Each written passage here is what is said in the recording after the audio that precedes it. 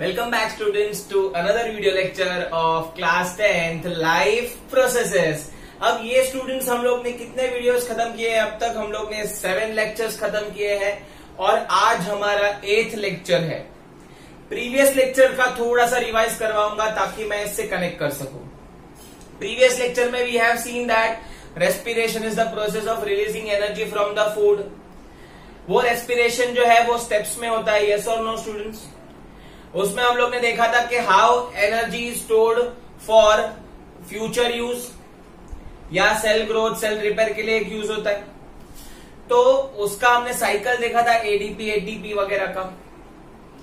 अब उसमें एक इंपॉर्टेंट कॉन्सेप्ट सीखा था कि जो एनर्जी रिलीज होती है रेस्पिरेशन से। अब ऐसा तो नहीं है कि डायरेक्ट रेस्पिरेशन हुआ और एनर्जी निकल गई, फूड आया, ऑक्सीजन आया, डायरेक्ट एनर्जी बाहर, नहीं, ऐसा नहीं होगा। In between there are lots of intermediate steps, there are lots of cycles, there are lots of reaction involve in it. तो वही मैं हम लोग सिखाने वाले हैं आज के लेक्चर में कि भाई क्या क्या इंटरमीडिएट स्टेप्स है फॉर 10th स्टैंडर्ड के बेस पे। क्योंकि अगर हम लोग देखेंगे 11th-12th में भी तो और कॉम्प्लेक्सिटी बढ़ेगी और साइकिल्स बढ़ेगी आपकी, राइट, और केमिकल रिएक्शंस बढ़ेंगे। तो स्टार्ट करता हूं स्टूडेंट्स। सबसे पहले जो साइकिल्स हैं वो समझने से पहले आपको उसके जो टर्म्स है वो पता होने चाहिए। तो वो टर्म्स को हम डिस्कस कर लेते हैं। सबसे पहले आपको ग्लूकोज पता होना चाहिए। तो glucose is nothing but simple sugar है, एक simple form of a food है, C6H12O6। उसी को ब्रेक डाउन करने से हमको एनर्जी मिलने वाली है। सो ग्लूकोज आपको क्लियर है। जो आपके स्टमक में, जो आपके इंटेस्टाइन में डाइजेशन हुआ था, तो वहां से आपको कार्बोहाइड्रेट जो है वो ग्लूकोज के फॉर्म में मिला होगा। अब वो ग्लूकोज ब्रेक डाउन करके हमको एनर्जी देने वाला है। तो वो एनर्जी हमको कहां से मिलेगी? ग्लूकोज के साथ साथ कौन होना चाहिए? साथ में ऑक्सीजन। ऑक्सीजन आया मतलब रेस्पिरेशन प्रोसेस होने वाली है। तो ग्लूकोज और ऑक्सीजन साथ में मिलेंगे and they will perform the process called glycolysis. Glycolysis is nothing but break down of glucose molecule. जो तुम्हारा ग्लूकोज मॉलिक्यूल है, जैसे मैंने बताया था एटीपी एडीपी में कन्वर्ट होने के लिए एनर्जी चाहिए रहती है। तो एनर्जी जब कब मिलेगी? जब ग्लूकोज का ब्रेकडाउन होगा। तो ग्लूकोज ब्रेकडाउन होगा तो वो प्रोसेस को हम बोलते हैं ग्लाइकोलिसिस, और उसका जो प्रोडक्ट आएगा उसको हम बोलते हैं पाइरुविक एसिड और पाइरुवेट भी बोल सकते हैं। ये नाम याद रखना स्टूडेंट्स। ये इंटरमीडिएट स्टेप है, ये इंटरमीडिएट प्रोडक्ट है एनर्जी मिलने से पहले का। डायरेक्ट एनर्जी नहीं मिलेगी। There are lots of steps, intermediate steps are there. So pyruvic acid मिलने के बाद ये जो पाइरुविक एसिड है वो, उसका जो शक्ल है वो कैसे दिखती है? जैसे ग्लूकोज है, उसका C6H12O6 है फॉर्मूला। वैसे ये पाइरुविक एसिड का देखो, CH3C+O COOH। अभी जो केमिकल नेम है ये आपको अभी याद रखने की जरूरत नहीं है। For a time being now आप खाली नाम याद रखो, पाइरुविक एसिड, ठीक है। ये जो C डबल बॉन्ड है उसको हम कीटोन ग्रुप बोलते हैं और COOH को हम लोग एसिड ग्रुप बोलते हैं। ये ग्रुप्स होते हैं स्टूडेंट्स। जैसे कि स्कूल में डिवीजन डिवाइडेड है, A division, B division, C division, D division, ऐसा, ठीक है। Yellow house, blue house, what ever house it is, ठीक है। नेताजी सुभाष चंद्र बोस का हाउस, सरदार पटेल का हाउस, ऐसा हाउस बने रहते हैं स्कूल में। तो वैसे ही ये फंक्शनल ग्रुप है। C डबल बॉन्ड O है वो कीटोन ग्रुप बोला जाता है, कीटोन। और COOH अल्कोहल ग्रुप बोला जाता है, ठीक है, सॉरी एसिड ग्रुप बोला जाता है, COOH, सॉरी। अब इसी को हम लोग बोलते हैं पाइरुविक एसिड, ठीक है। जो यहां पे मिला था ना पाइरुविक एसिड, उसका ये सिंबॉलिक फॉर्म है, या हम लोग बोलते हैं केमिकल नेम है। कीटोनिक कार्बोक्सिलिक एसिड भी बोलते हैं इसको। तो टोटल पाइरुविक एसिड के 3 नाम है, पाइरुविक, पाइरुवेट और ketonic carboxylic acid. But mostly हम लोग पाइरुविक एसिड या पाइरुवेट ही बोलेंगे इसको। वो इसकी शक्ल ऐसी दिखती है पाइरुविक एसिड की, बहुत गंदी शक्ल है, आई नो, है ना।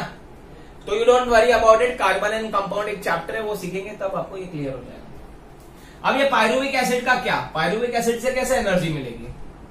तो जो पाइरुविक एसिड है उसका जो फ्यूचर है वो इस पे डिपेंड करता है, ऑक्सीजन पे।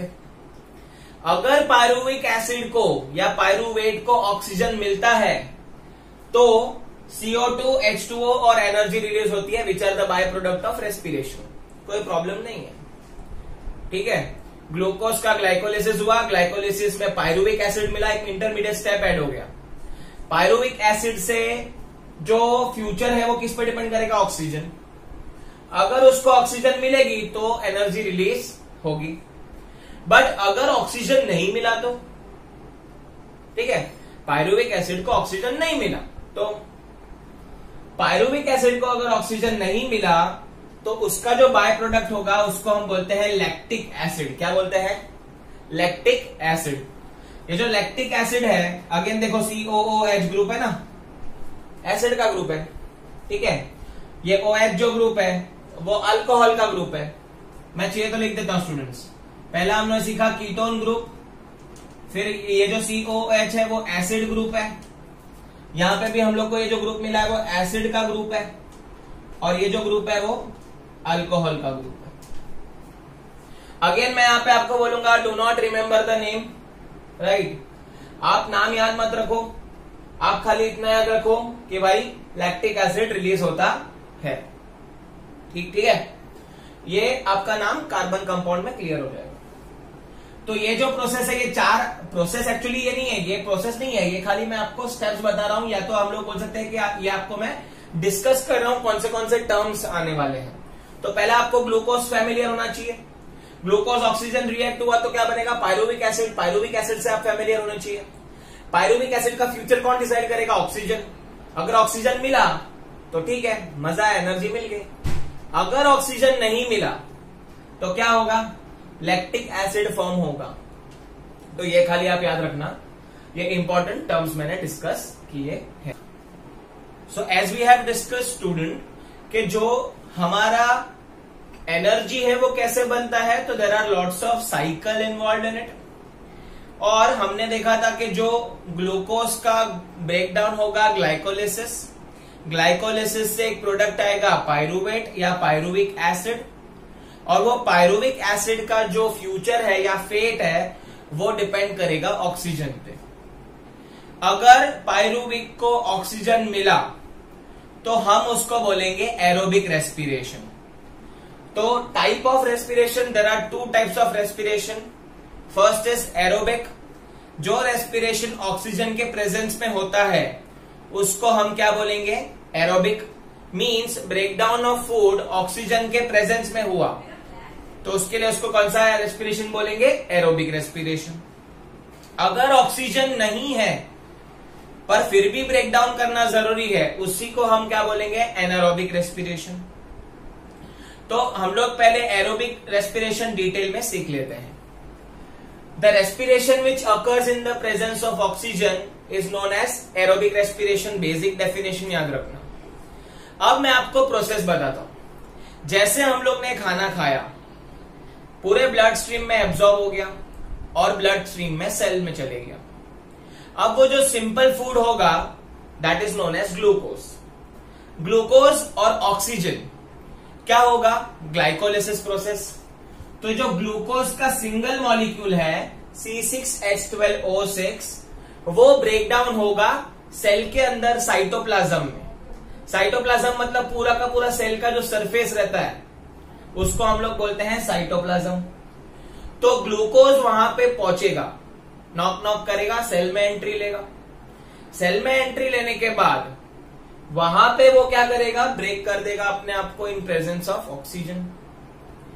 जैसे ही यहां पे ब्रेक हुआ साइटोप्लाज्म में, ग्लूकोज का ब्रेकडाउन हुआ तो कौन सा एसिड मिलेगा? हम कब से डिस्कस कर रहे हैं, that is pyruvic acid.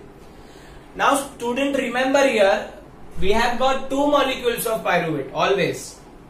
From 1 molecule of glucose we get 2 molecules of pyruvate, और pyruvic acid भी बोल सकते हैं।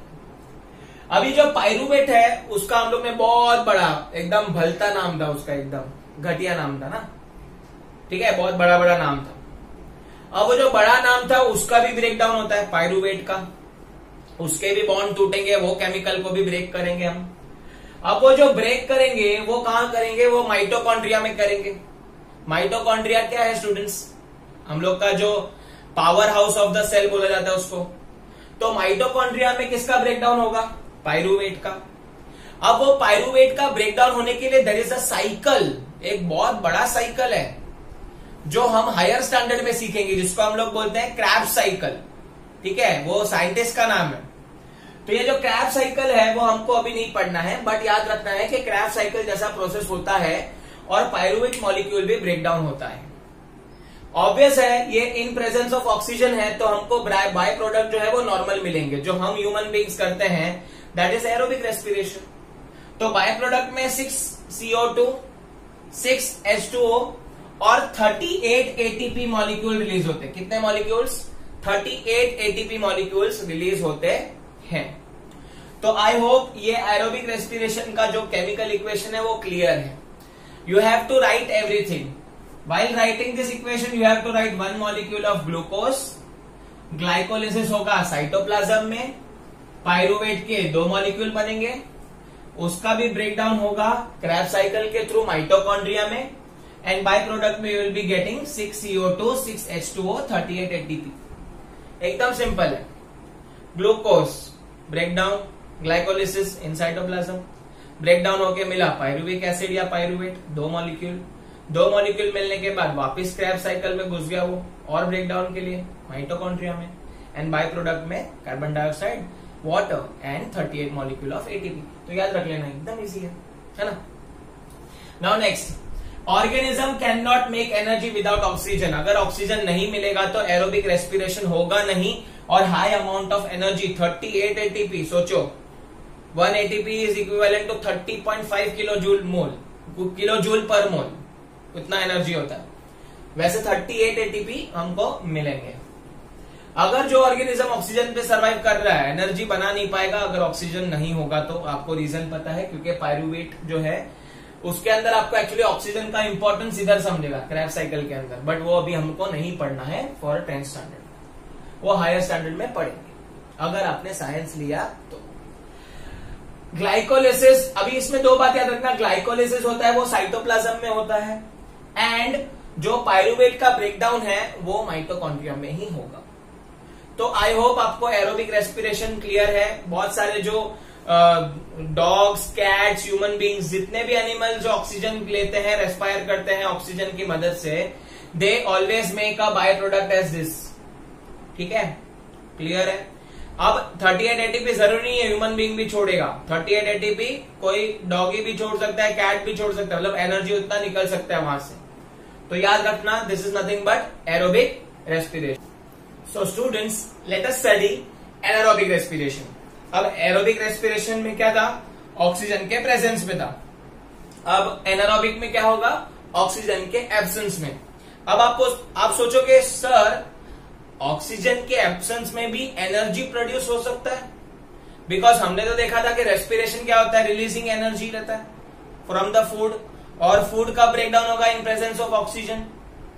तो क्या ऑक्सीजन के बिना भी हम फूड या एनर्जी को फूड ब्रेकडाउन करके एनर्जी बना सकते हैं? The answer is yes. Some of the single cell microorganism does that. So students, the respiration occur in absence of oxygen is known as anaerobic respiration. जिसमें हम oxygen नहीं use करेंगे उसी को हम एनारोबिक रेस्पिरेशन बोलेंगे। तो aerobic और एनारोबिक के रिएक्शन में क्या डिफरेंस आएगा? देखो स्टूडेंट्स, अब आपका 1 मॉलिक्यूल ऑफ ग्लूकोज था, ठीक है, वो क्या होगा? ग्लाइकोलिसिस होगा, ब्रेकडाउन होगा, और साइटोप्लाज्म में ये काम होगा जस्ट लाइक अ एरोबिक रेस्पिरेशन।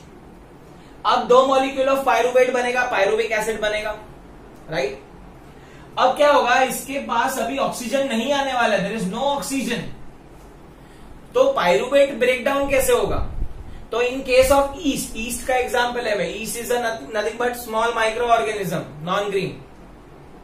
तो ईस्ट क्या करेगा? ये पायरूवेट को ब्रेकडाउन करने की कोशिश करेगा विदाउट ऑक्सीजन। तो ईस्ट का सेल स्ट्रक्चर ऐसे बना हुआ है कि वो पायरूवेट आते ही वो क्या करेगा? वो उसको इथेनॉल या इथाइल अल्कोहल भी बोल सकते हो, इथेनॉल बाय प्रोडक्ट रिलीज करेगा, along with that 2 molecule of carbon dioxide, along with that 2 molecule of ATP. अब 2 मॉलिक्यूल ऑफ एटीपी कम है। एरोबिक रेस्पिरेशन में कितने मॉलिक्यूल थे एटीपी के? 38 ATP. Such a huge amount of energy is released during aerobic, but during anaerobic कितना 2 ATP। Obvious है ना students, ये छोटा सा माइक्रो ऑर्गेनिज्म है, इसको कौन सा हमारी जैसे पढ़ाई करने ताकि एनर्जी चाहिए, इसको कौन सा हमारे जैसे बर्तन झाड़ू पोछा करने, है ना। तो east is a small organism, it does not require that much energy, plus without oxygen भी वो एनर्जी रिलीज कर सकता है, वो ऑक्सीजन पे डिपेंड क्यों रहे। तो वो 2 मॉलिक्यूल ऑफ एटीपी रिलीज करता है। तो इसका मतलब हम क्या कंक्लूड कर सकते हैं, small single micro organism does not required oxygen for respiration, oxygen उनको नहीं चाहिए। Energy can be produce without O2 also, वो यहां पे प्रूव कर दिया ईस्ट ने, ठीक है। ऐसे तो बहुत सारे माइक्रो ऑर्गेनिज्म है जो विदाउट ऑक्सीजन प्रोड्यूस करते हैं। आपको मैं एक सिंपल एग्जांपल देता हूं। मम्मी ने जब भी आपने देखा रहेगा, मम्मी जब भी ढोकला खाया सब लोग ने, है ना। तो अगर हम लोग ढोकला जो रहता है उसका आटा लेके आते हैं, उसको हम लोग ढक के रखते हैं, मम्मी ढक के रखती है, उसको खोल नहीं सकते, खोलोगे तो बिगड़ जाएगा, खुला रखोगे तो मम्मी ढक के रखती है, क्यों, ताकि वहां पे कोई भी ऑक्सीजन का कांटेक्ट ना हो।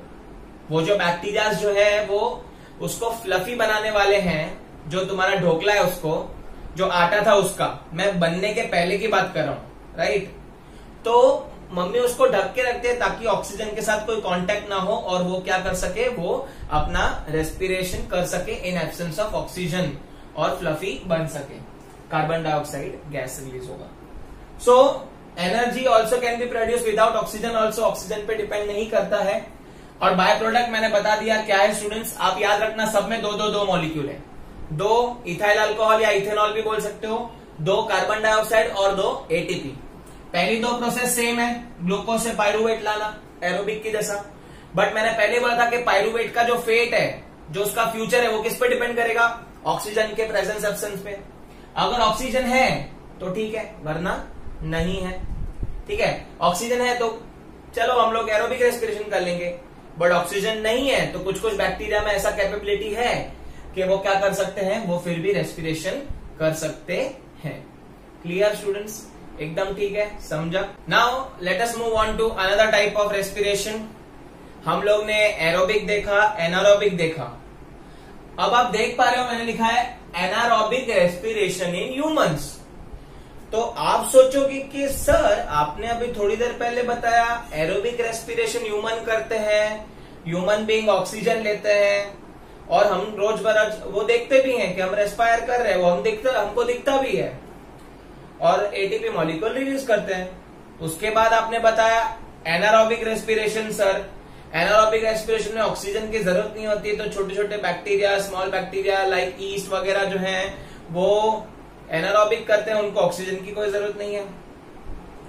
अब आप बोल रहे हो सर कि एनारोबिक रेस्पिरेशन इन ह्यूमंस, आप सोच रहे होगे ये स्टेटमेंट देके सर ने एक ही वक्त में जिंदगी पलट दी, जज्बात पलट दिए, वक्त पलट दिया, है ना। ओ भाई मारो मारो मारो मारो मत। एनारोबिक रेस्पिरेशन इन ह्यूमंस भी पॉसिबल है, सर्टन कंडीशन में it is possible. When you do physical exercise, when you do vigorous physical exercise, या तो आपकी किडनैपिंग कर दे कोई, तो शायद एनारोबिक रेस्पिरेशन होगा। क्यों? क्योंकि वहां पे जब वो सिचुएशन रहेगी तब आपके पास ऑक्सीजन कम रहेगा। I am not telling that oxygen नहीं होगा, ऑक्सीजन होगा। This condition only applicables on lack of oxygen, oxygen की कमी के कारण होगा। तो ह्यूमन बीइंग में ऑक्सीजन अगर आपको नहीं मिला तब क्या होगा वो देखना। Anaerobic respiration takes place in our muscle cells, muscle के सेल में होता है खास करके ड्यूरिंग फिजिकल एक्सरसाइज। अगर सपोज हमको भागना है कंटिन्यूसली और कोई कारण मतलब कोई रीजन नहीं है स्टॉप करने का, आप लोगों को भागते रहना पड़ेगा, भागते रहना पड़ेगा, भागते रहना पड़ेगा, तो मसल सेल्स में से क्या होगा, ऑक्सीजन कंटिन्यूस यूटिलाइज होगा। बिकॉज यू नो ऑक्सीजन के बिना ब्रेकडाउन पॉसिबल नहीं है फूड का। तो कंटिन्यूसली जो तुम्हारा मसल सेल्स है वो एटीपी मॉलिक्यूल रिलीज करते जाएंगे, रिलीज करते जाएंगे, रिलीज करते जाएंगे। अब आप भागते भागते ऑब्वियस है आप क्या करोगे, हाफने लगोगे, तो ऑक्सीजन क्या होगा, कम जाएगा अंदर। ऑक्सीजन कम जाएगा तो ब्लड के थ्रू मसल टिश्यूज को वो ऑक्सीजन नहीं मिलेगा, मसल सेल को ऑक्सीजन नहीं मिलेगा और एनारोबिक रेस्पिरेशन परफॉर्म होगा, क्योंकि ऑक्सीजन नहीं मिल रहा ना, right students. So when O2 gas used up faster in the muscle cell than supplied by the blood. ये कब होगा? जब O2 का जो ऑक्सीजन है वो जल्दी से जल्दी मसल सेल्स उसको यूटिलाइज करते जाएंगे, बट ब्लड स्ट्रीम में से उसको आने को टाइम लगेगा। यस और नो? आप भागते रहोगे तो आप हाफ जाओगे, तो ऑक्सीजन कम जाएगा, और मसल को तो कंटिन्यूस एनर्जी प्रोड्यूस करना पड़ेगा भागने के लिए, तो वो ऑक्सीजन यूटिलाइज करते जाएगा, बट उसको फर्दर ऑक्सीजन नहीं मिलेगा। तो वो केस में क्या होता है स्टूडेंट्स? तो उसका रिएक्शन भी मैं लेके आया हूं। ग्लूकोज 1 मॉलिक्यूल एज ऑलवेज, यहां तक सेम है स्टूडेंट्स, पायरुवेट तक सब सेम होता है, बाकी चेंज होता रहता है।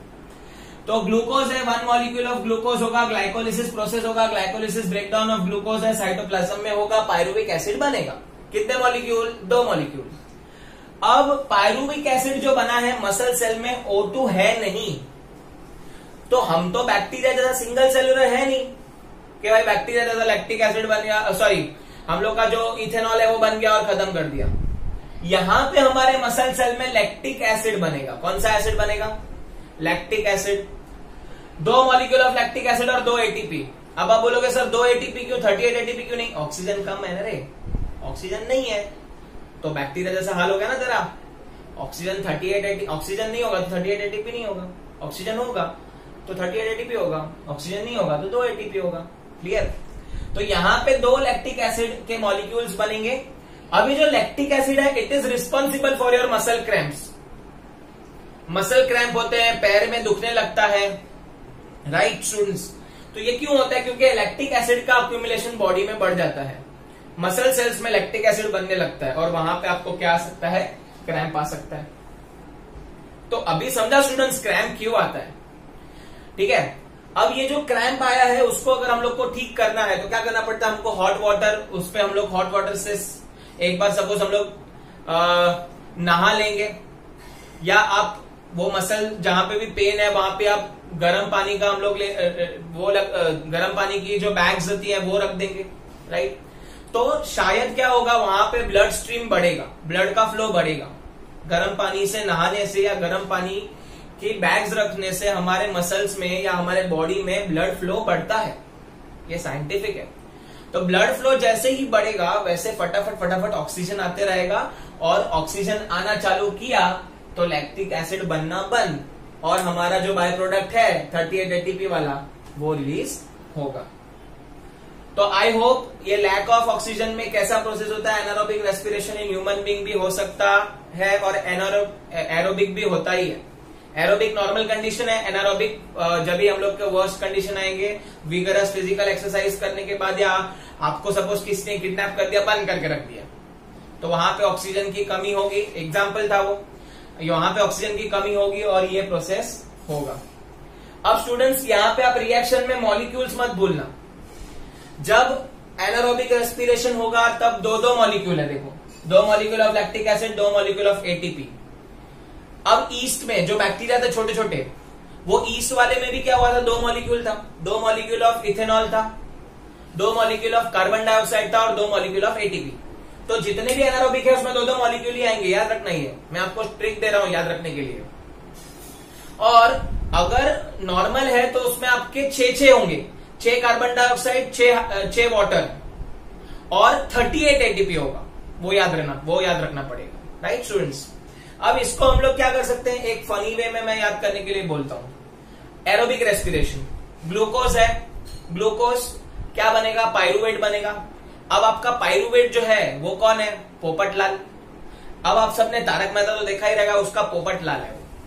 अब वो जो पोपटलाल है, अगर उसकी शादी हो गई, मतलब उसको ऑक्सीजन मिल गया, तो क्या होगा, वो खुश हो जाएगा, 38 ATP एनर्जी से नाचेगा ऐसे लकड़ी लेके, है ना? तो आप ये वे में याद रख सकते हो एरोबिक रेस्पिरेशन। पायरुवेट को क्या मिला, बीवी मिल गई, ऑक्सीजन, क्या किया, शादी किया, 38 ATP एनर्जी, नाचा, एकदम खुश हो गया और पूरे गांव को भी नचाया। लेकिन जब भी एनारोबिक रेस्पिरेशन होगा, ग्लूकोज से पायरुवेट बनेगा, P stands for pyruvate, P stands for Popatlal. Exam में नहीं लिखना, आपको याद करने की ट्रिक बता रहा हूं ये मैं। तो वो जो पायरुवेट है उसको अगर ऑक्सीजन नहीं मिला तो क्या होगा, ईस्ट के जैसा होगा हालत, उसका सिंगल ऑर्गेनिज्म के जैसा हालत होगा, और क्या जनरेट करेगा, इथाइल अल्कोहल, अल्कोहल के लत लग जाएगी उसको, अल्कोहल पीना चालू करेगा जिससे उसकी एनर्जी ड्रेन हो जाएगी और 2 मॉलिक्यूल ऑफ एटीपी बचेगा। आई होप आपको समझा। Now students, next topic is differentiating between aerobic and anaerobic respiration.